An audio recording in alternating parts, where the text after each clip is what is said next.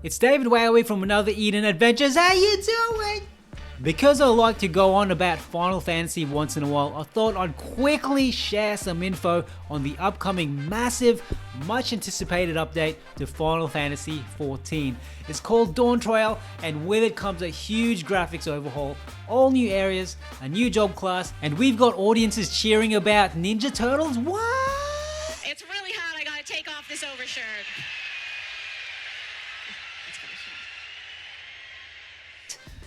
The first big thing is that Final Fantasy XIV is coming to Xbox Series X. It's coming with 4K support, the promise of fast loading times, and it's all coming soon with a patch 6.5 X series, and it will apparently be available in spring 2024. During the Final Fantasy XIV Fan Festival, and fresh from launching Final Fantasy XVI, producer and director Naoki Yoshida and his team announced a new version 7 expansion of Final Fantasy XIV called Dawntrail. Following the huge success of Final Fantasy XIV's latest big expansion, Endwalker, which brought the main story to a conclusion, Dawntrail brings in a brand new premise, apparently with a much lighter, beachy tone. They say it is the very best summer vacation a hero could possibly have. Maybe, just maybe, after years on working on the super somber, super depressing Final Fantasy XVI, this is actually the light and cheery holiday Yoshida and the team could possibly have. Speaking of holiday, there's some crazy announcements, so keep watching. Welcoming us to this update is a whole new continent, Yggdrasil, or the New World, which is in the ocean to the west of Eorzea. Here we have locations such as Tuliyollal to the north, which will be the major city in this expansion and where a major story event will occur. More on the story soon. Then we have Ukwapacha, I swear I'm going to forget all of these location names, which is the mountainous region that is home to people exceedingly large and unusually small. Hopefully this will look really funny. Please be really funny. Then we have the forest region of Yaktel. The description says, so dense is its foliage that the forest floor sees little sunlight, home to the primary settlements of Turals, Hrothgar and Mamulja, and replete with stunning cenotes harboring cerulean ponds and springs. I don't know half of what these words mean. What is cenote? I need to go back to school. What will the story be about? In this new world, Tural, the Warriors of Light will be part of some kind of rite of passage to determine Tural's next ruler. Part of this rite of passage includes a contest that takes people to the fabled City of Gold, which probably explains the pirate ship and everyone racing to get that gold. It's the next gold rush. It's a gold hunt, baby! I'm calling it now. The next ruler of Tural is definitely going to be me. Besides the new locations, there is going to be a major graphics overhaul. You can see this straight from the main character, the Warrior of Light, who had a massive glow up. How handsome is this bloke, man? He needs to chill because my wife watches my videos, man. Just once though, I would love to see a main character with a monobrow, or a waifu with an excessive amount of leg hair. How about that? I've encountered many women with leg hair and armpit hair, alright? It's a thing.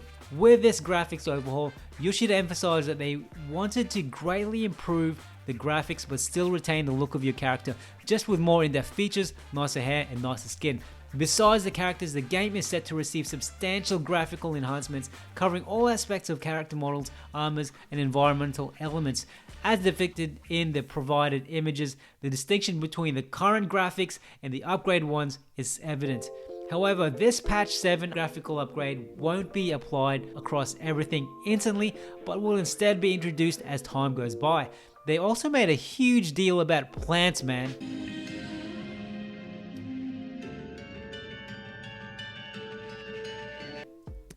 It's alright, I guess. But then Yoshida made a joke about how they can't add more polygons to grapes. Alright man, who's been complaining about grapes? If you'd ever complain about vegetation, complain about melons or peaches, or my favorite type of plant, the eggplant. Yoshida announced some much anticipated updates to Glamour. We'll be able to apply 2 dyes now to each piece of gear instead of just 1.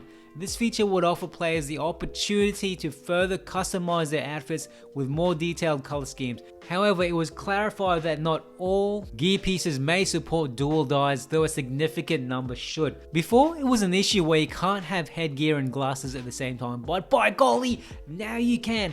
It's not coming in the immediate version 7 update, but Yoshida promised it will be coming. Speaking of coming, they announced a number of system requirement upgrades, but they assured everyone that Final Fantasy XIV will still be supported on PS4. But Yoshida did say please go get a PS5, especially to play Final Fantasy XVI. I've got video content in Final Fantasy XVI, check my description! The possibility of applying additional die pieces to housing items was also discussed during the showcase, with the team saying, while it may not be feasible to implement this on some housing items, we will endeavor to make it applicable to as many gear pieces as possible. You hear that? They will endeavor, baby. Yoshida also breezed through a bunch of other updates, and the last one made me laugh. First, we have new allied tribes. For now, Yoshida hinted at the Pilu. If you remember them, they were those masked dudes from Final Fantasy X. They're well known for their beverage making. Does that mean we're getting a Starbucks with this update? Next, they have increased level caps from 90 to 100, including crafters and gatherers. With this, they will be adding 2 new jobs. Yoshida said he couldn't reveal what the jobs were, except that both jobs will be DPS. One melee DPS and the other a ranged magical DPS. Then, he said it's really hot, and with tradition, he took off his shirt! But unfortunately, he did not strip and expose his 2 raisins, but instead revealed a Teenage Mutant Ninja Turtle shirt?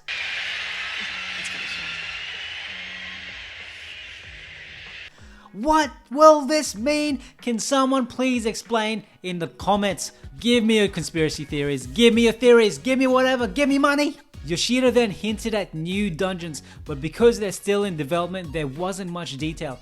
But Yoshida was able to tease the artwork of one boss, the legendary Beligamanda. Whatever it is, it looks big. Are you sick of playing with real people? With update 6.5, which is said to come out in October, a new feature will let players tackle all duties on their own with the assistance of AI companions instead of needing real people. Because who needs real people anyway, right? These AI partners will be accessible throughout the entirety of the Endwalker expansion. This is great for players who want to play at a pace that suits them. There will be plenty of new gear and recipes, expansive new lifestyle content, a new variant dungeon, an alliance raid where Yoshida said it would be even more Final Fantasy-ish, an 8-player raid, and an ultimate raid. They will continue to update PvP, Crystal and Conflict, Frontline and Rival Wings with new maps for Frontline. And of course, there will be ongoing content updates, including a Blue Mage update, further Hildebrand adventures, new plans for deep dungeons, and a Gold Saucer update. But sadly, no Blitzballs, no matter what others are saying. Yoshida then gave a system update that made people go, ooh.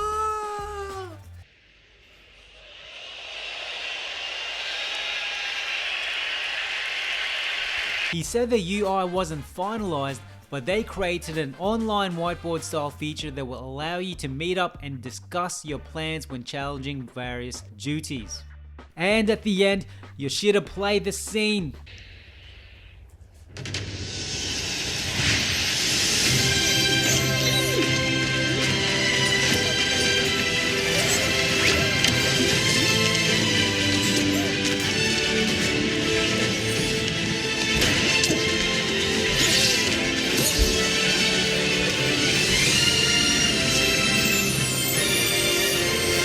Final Fantasy on Fall Guys? What?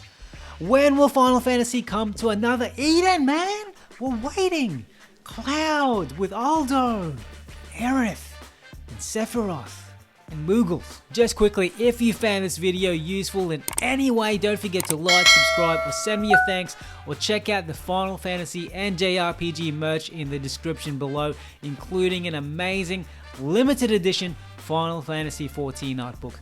I also do a lot of content on a fantastic 2D mobile JRPG called Another Eden. Check out vids and check out our awesome community. Final Fantasy XIV is one of the only mainline Final Fantasy titles I haven't played, but the hype around Endwalker and now this Dawntrail expansion may very well get me into playing it.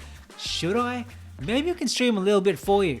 Maybe we can play together, hand in hand, shoulder to shoulder, heart to heart. Someone show me the ropes, man. I need a Final Fantasy XIV mentor. For new players like me, apparently we will soon be able to play the base game and the first 2 expansion packs, Heaven's Ward and now Stormblood at no cost.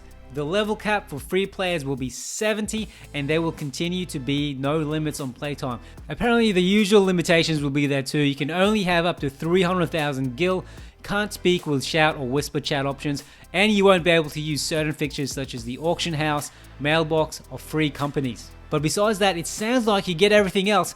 Correct me if I'm wrong in the comments below. But don't sign up just yet. If you want this special free trial, I believe the current free trial only lets you play up to level 60 and doesn't include the Stormblood expansion. Wait until version 6.5 gets released, which is said to be around October of this year, 2023.